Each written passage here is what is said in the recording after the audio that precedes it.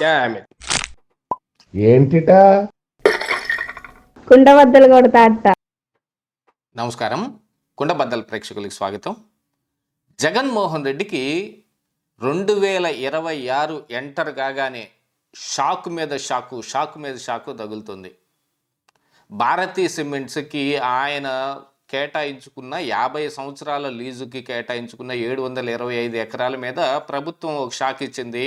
జగన్మోహన్ రెడ్డి ఇదిగో మమ్మల్ని ఇక్కడి నుంచి తరివేయటానికి కంపెనీలను భయపెడతా ఉన్నారు అని ఆయన ఒక ప్రెస్ మీట్లో వెల్లడి చేశాడు. దీంతో పాటుగా జిందాల్నో, షిర్డీ సాయినో, మై హోమ్నో వీళ్ళని కూడా కలుపుకున్నాడు.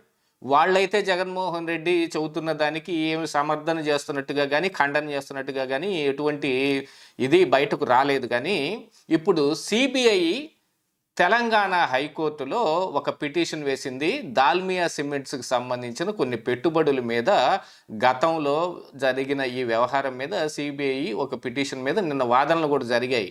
అందులో జగన్మోహన్ రెడ్డికి సంబంధించిన కంపెనీల్లో దాల్మియా సిమెంట్స్ 95 కోట్ల పెట్టుబడి పెట్టే వ్యవహారంలోనూ దానికి గాను అక్రమంగా మరి అప్పట్లో వైఎస్ రాజశేఖర రెడ్డి అధికారంలో ఉన్న సమయంలో వాళ్ళకి కేటాయించిన లీజుల మీద దీనికోసమే జరిగింది, అంటే క్విడ్ ప్రోకో ద్వారానే ఈ పెట్టుబడులు జగన్ కంపెనీలోకి వచ్చాయి అని ఒక పిటిషన్ని దాఖలు చేస్తే దాని మీద నిన్న వాదోపవాదాలు జరిగాయి. దాంట్లో సిబిఐ వాదన ఏమిటి అని అంటే, గతంలో జగన్మోహన్ రెడ్డి మీద హైకోర్టులో ఒక పిల్లు పడింది. అక్రమాస్తుల కేసుల మీద వేసిన పిల్లుని ఆధారంగా చేసుకుని కోర్టు ఇచ్చిన ఆదేశాల మేరకే అసలు ఎఫ్ఐఆర్ కట్టడం జరిగింది. కానీ దాంట్లో ఈ ప్రత్యేకించి ఈ దాల్మియా సిమెంట్స్ను జగన్మోహన్ టార్గెట్ చేసి జరిగింది కాదనే వ్యవహారాన్ని కూడా తెలిపారు. ఇందులో దాల్మియా సిమెంట్స్ మరొక పిటిషన్ దాఖలు చేసుకుంది. ఇందులో న్యాయమైన పెట్టుబడిదారులు ఎవరున్నారో వాళ్ళందరినీ మినహాయింపు చేయాలని హైకోర్టు ఇచ్చిన దానికి తమని మినహాయింపు చేయడం లేదనే దాని మీద కూడా వ్యవహారం నడిచింది. దాంట్లో సిబిఐ ప్రత్యేకించి ఇదిగో ఈ కేసు చెల్లదని టి నిరంజన్ రెడ్డి పిటిషనర్ తరపు వాదనలు చేస్తుంటే సిబిఐ మాత్రం అసలు గుట్టు మొత్తం రట్టు చేసేసింది. ఈ క్విడ్ ప్రోకో వ్యవహారాన్ని మళ్ళీ తెరపైకి తీసుకొచ్చి ఇదేదో ఊరికే పెట్టిన కేసులు కాదు, ఇది హైకోర్టు ఆదేశాల ద్వారానే కేసు పెట్టడం జరిగిందనే దాన్ని వాళ్ళు ఉటంకిస్తూ మరి సిబిఐ దాంట్లో పిటిషన్ వేసింది. ఈ వ్యవహారాలు మొత్తం చూస్తుంటే జగన్మోహన్ రెడ్డికి నిజంగానే టైం బ్యాడ్గా నడుస్తుందేమో అనే తట్టుగా కనపడుతోంది.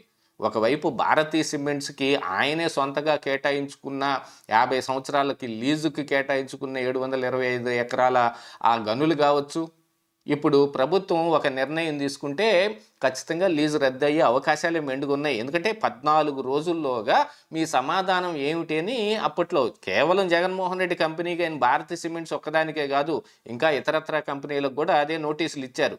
కానీ దాని మీద ఎటువంటి సమాధానం 14 రోజుల్లో ఇవ్వకుండా తాత్సారం చేస్తూ జగన్ ఇప్పుడు ఒక పెద్ద డ్రామా ఆడుతున్నాడు. అమరావతి మీద ఎటువంటి డ్రామా మళ్ళీ కంటిన్యూ చేస్తున్నాడు అంటే, రెండో దఫా ల్యాండ్ పూలింగ్ వ్యవహారం తెరపైకి రాగానే జగన్మోహన్ రెడ్డి మళ్ళీ నదీ గర్భంలో రాజధాని నిర్మాణాలు జరుగుతాయా, అసలు రాజధాని అనేది రాజ్యాంగంలో లేనే లేదు, ముఖ్యమంత్రి ఎక్కడ ఉండి పాలిస్తే అదే రాజధాని అని ఇట్లాంటి పిచ్చి మాటలన్నీ మాట్లాడుతున్నాడు. అసలు నదీ పక్కన ఎటువంటి రాజధాని నిర్మాణాలు జరగకూడదు అని నేను కోర్టుకు కూడా వెళ్తాను అని ఇంకో పక్కన ఆయన చెబుతూనే ఉన్నాడు. ఇలాంటివన్నీ ఒక పక్కన జరుగుతుంటే మళ్ళీ ఇప్పుడు ఈ సిమెంట్స్ స్కామ్ అని అనుకోవాలి దీన్ని ఖచ్చితంగా. ఎందుకంటే ఒకవైపున భారతీయ సిమెంట్స్, ఇంకొక వైపు దాల్మియా సిమెంట్స్ ఇత్యాది వ్యవహారాలన్నీ ఇప్పుడు కోర్టులో కానీ బయట కానీ ప్రభుత్వం దగ్గర కానీ లీజులు రద్దులు కానీ ఈ వ్యవహారం మొత్తం నిండుగా నడుస్తుంది. యాతావాత చూస్తే జగన్మోహన్ రెడ్డి మీద నిన్న మరి యనమల రామకృష్ణుడు చేసిన ఒక వ్యాఖ్యను కూడా మనం ఇక్కడ పరిగణలోకి తీసుకోవాల్సిన అవసరం ఉంది. బెంగళూరులో ఆయనకున్న ప్యాలెస్లో బ్యాక్ ఎండ్ పాలిటిక్స్ నడుస్తూ ఉన్నాయి. వీటి మీద లాయర్లను పెట్టుకుని జగన్మోహన్ రెడ్డి తీవ్రమైన చర్చలు చేస్తూ ఉన్నాడు. ఆంధ్రప్రదేశ్ రాష్ట్రంలో అధికారం చేస్తాడు, హైదరాబాద్లో కేసులను ఎదుర్కొంటాడు, బెంగళూరులో నివాసం ఉంటాడు. అసలు బెంగళూరు బాయ్గా జగన్మోహన్ రెడ్డిని అభివర్ణించాలన్నట్టుగా కూడా చాలామంది ఇప్పటికే తమ అభిప్రాయాన్ని వెలబుచ్చుతూ ఉన్నారు. ఆంధ్రప్రదేశ్ రాష్ట్రంలో నేను ఇక్కడే ఉంటున్నాను, మీ బిడ్డ ఇక్కడే ఉంటున్నాడు, ఇక్కడ ఉండని వాళ్ళని మీరు ఎలా ఎన్నుకుంటారని ఆ రోజున చంద్రబాబు నాయుడు మీద కానీ లోకేష్ మీద కానీ వ్యవహారం ఒక దాన్ని 2019 ఎన్నికల ముందు తెరపైకి తీసుకొచ్చి నేను ఇదిగో తాడేపల్లిలోనే ఉంటున్నాను అనంటే, మరి ఇప్పుడు ఆయన ప్రతిపక్షంలోకి వెళ్ళిన తర్వాత తాడేపల్లిలో ఎందుకు ఉండటం లేదు? ఏదో చుట్టం చూపుగా వారంలో 2 రోజులు ఇక్కడికి వచ్చి వెళ్తూ ఉన్నాడు, లేకపోతే ఏదన్నా కేసు ఉన్నప్పుడు మొన్న లండన్ వెళ్ళి తిరిగి వచ్చిన తర్వాత ఖచ్చితంగా కోర్టుకి అటెండ్ అవ్వాల్సిందే అన్నప్పుడు హైదరాబాద్ వెళ్ళాడు కానీ, లేకపోతే ఆయన ఉంటుంది బెంగళూరు యలహంక ప్యాలెస్లోనే. అంటే అక్కడ ఆల్మోస్ట్ అక్కడ గవర్నమెంట్లో ఉన్న కాంగ్రెస్ పార్టీ అయినప్పటికీ ఈయనకి బాగా కావాల్సిన మిత్రుడు అక్కడ ఉన్నాడు కాబట్టి, అధికారం వాళ్ళ చేతుల్లో ఉంది కాబట్టి ఏదైనా ఒక వ్యవహారాన్ని నడపాలి అని అంటే కొంత వాళ్ళ సహాయ సహకారాలు కూడా ఉండాలి. ఎందుకంటే నేషనల్ లెవెల్ పాలిటిక్స్లో Jaganmohan Reddy utter failure. National మీడియాలో వాళ్ళకి అడ్వర్టైజ్మెంట్ల ద్వారా కొంత సొమ్ము ముట్టజెప్పి ఎన్నికల ముందు ఇదిగో నెలకొకటి చొప్పున సర్వేలు 25కి 25 సీట్లు జగన్మోహన్ రెడ్డి కొట్టవతలు బాధేస్తాడు అని ఇప్పించుకున్నప్పటికీ గాను నేషనల్ మీడియా అంతవరకే జగన్మోహన్ రెడ్డికి సపోర్ట్ చేసింది.